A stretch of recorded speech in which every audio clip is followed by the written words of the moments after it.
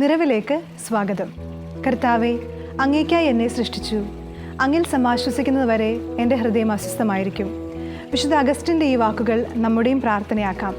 ടെസ്ലിൻ ഷാജിയുടെ മനോഹരമായൊരു ഗാനത്തോടെ നിറവാരംഭിക്കാം.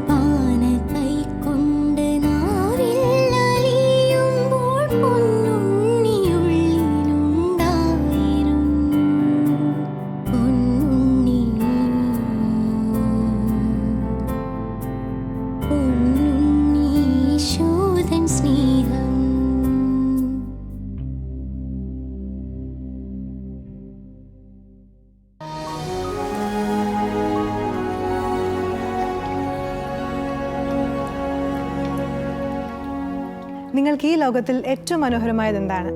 ഈ വിഷയമാണ് ബ്രദർ ശശി ഇമ്മാനുവൽ ഇന്ന് നമ്മളോട് സംസാരിക്കുന്നത്.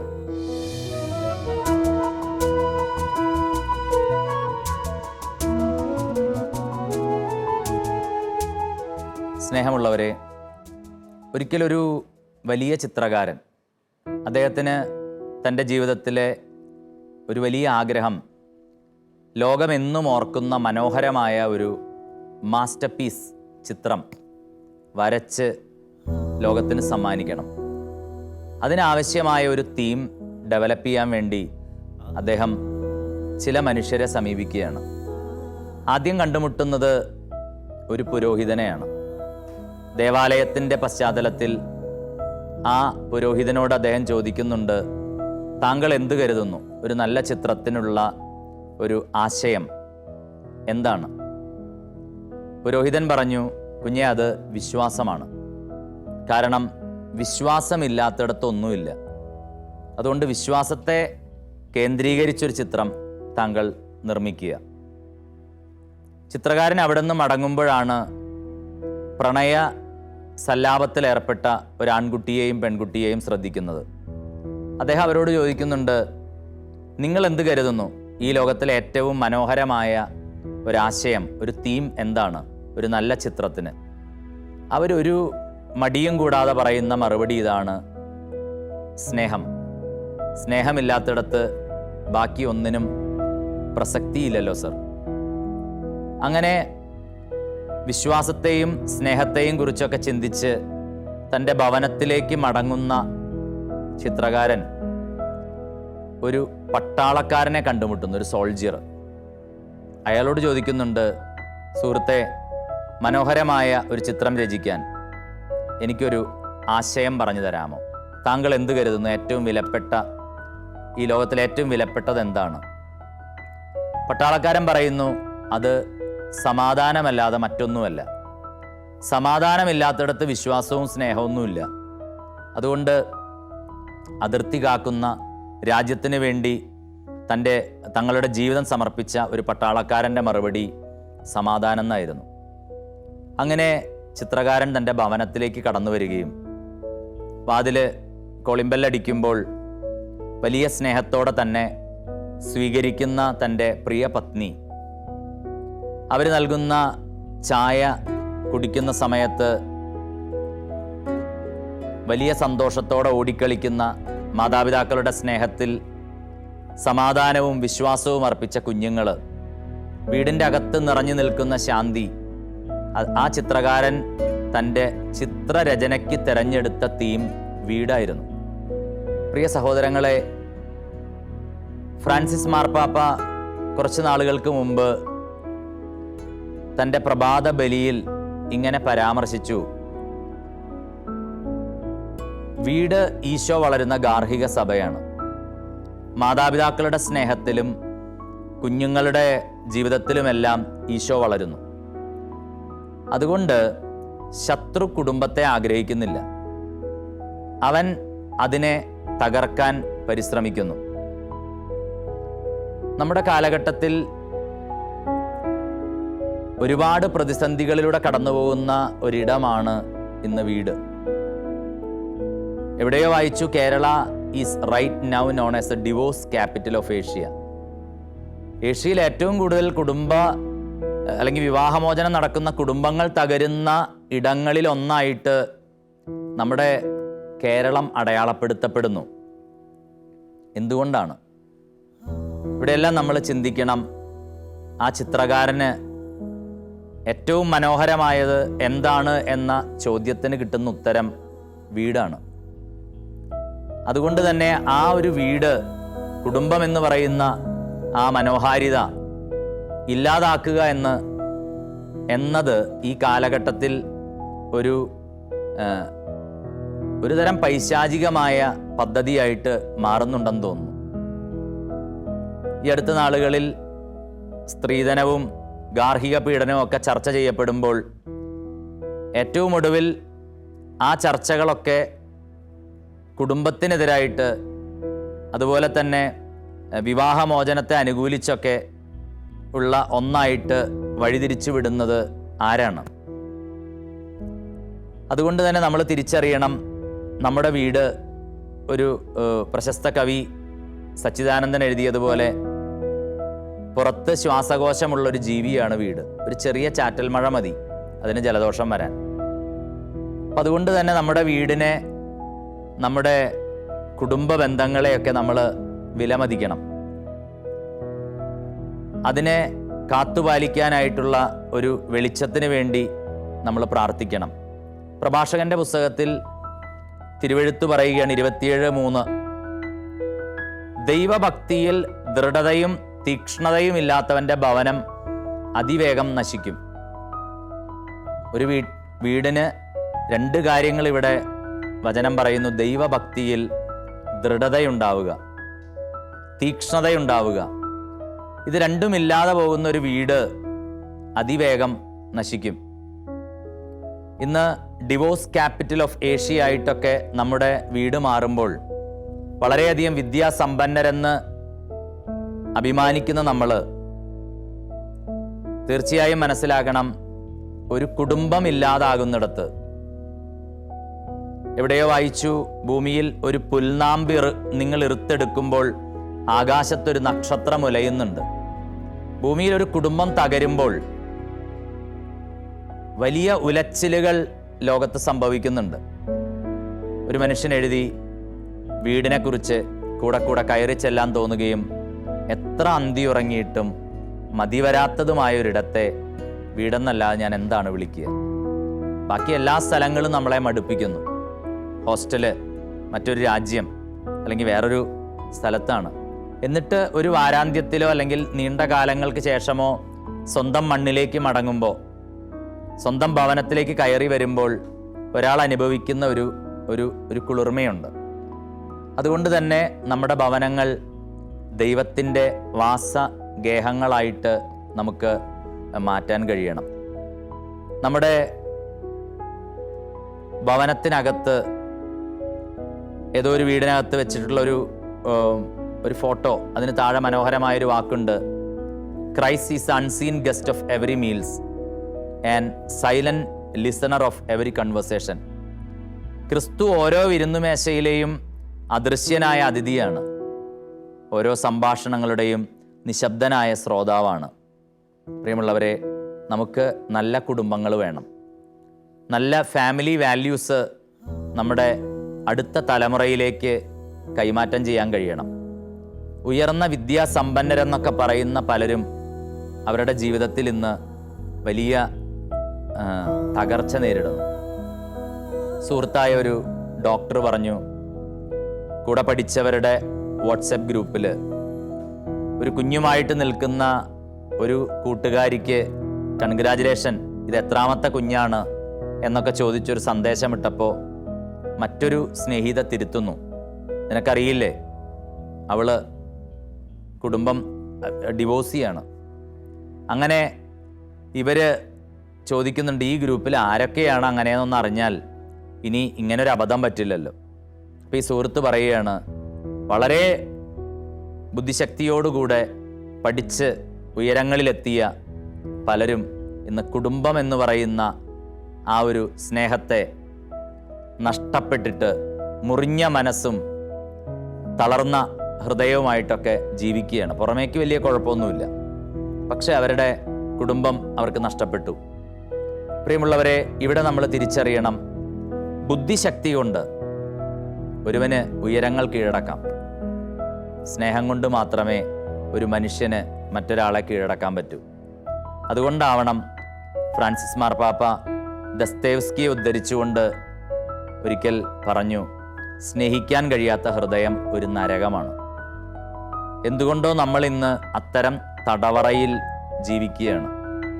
അതുകൊണ്ട് സ്നേഹവും വിശ്വാസവും അതുപോലെ സമാധാനവുമൊക്കെ നമ്മുടെ ഭവനങ്ങളിൽ ഉണ്ടാകാനായിട്ട് നമുക്ക് ആഗ്രഹിക്കാം, പ്രാർത്ഥിക്കാം.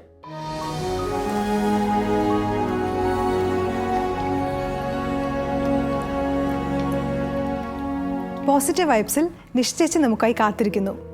പുതിയ വീഡിയോയും അതിലെ ദൈവചിന്തയും കാണാം.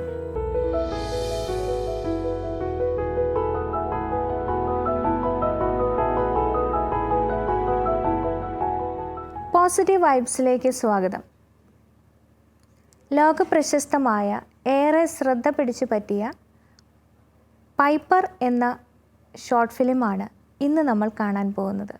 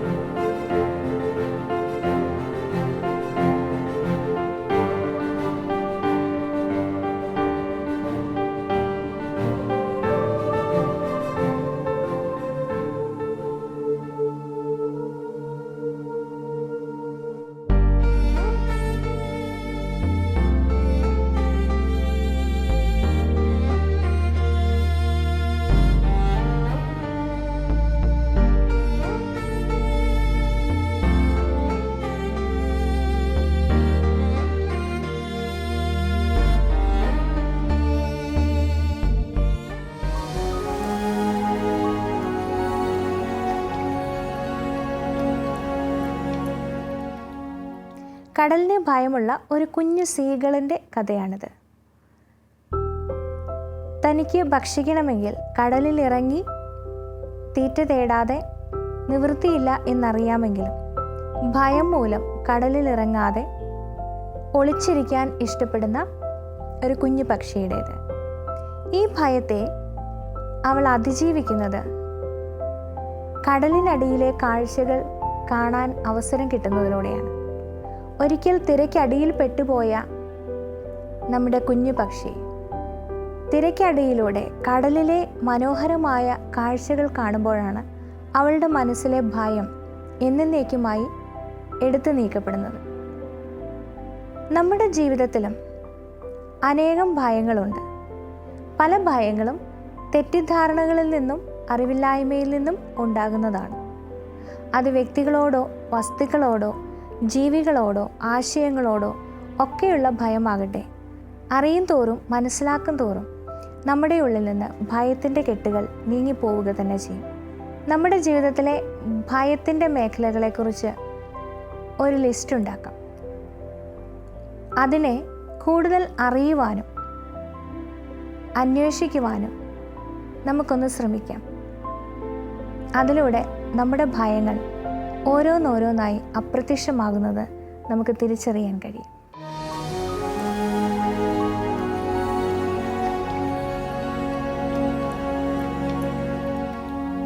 നിറവ് ഇവിടെ അവസാനിക്കുമ്പോൾ കണ്ട കാഴ്ചകളും കേട്ട വാക്കുകളും നിങ്ങളുടെ ഹൃദയത്തിൽ ഒരു ചെറിയ ചലനമെങ്കിലും സൃഷ്ടിച്ചിട്ടുണ്ടെങ്കിൽ സന്തോഷം.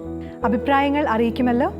നാളെ ഇതേ ദിവസം ഇതേ സമയം പുതിയൊരു എപ്പിസോഡുമായി കണ്ടുമുട്ടുന്നതുവരെ നമുക്ക് പരസ്പരം പ്രാർത്ഥനയിൽ ഓർമ്മിക്കാം. ഈശോ മിശിഹായിക്ക് സ്തുതിയായിരിക്കട്ടെ. നിറവിൽ ഗാനങ്ങൾ ആലപിക്കുവാൻ ആഗ്രഹിക്കുന്നവർ ഷാലോം ടെലിവിഷന്റെ പ്രോഗ്രാം ഡിപ്പാർട്ട്മെന്റുമായി ബന്ധപ്പെടുക. ഫോൺ 9605 818881.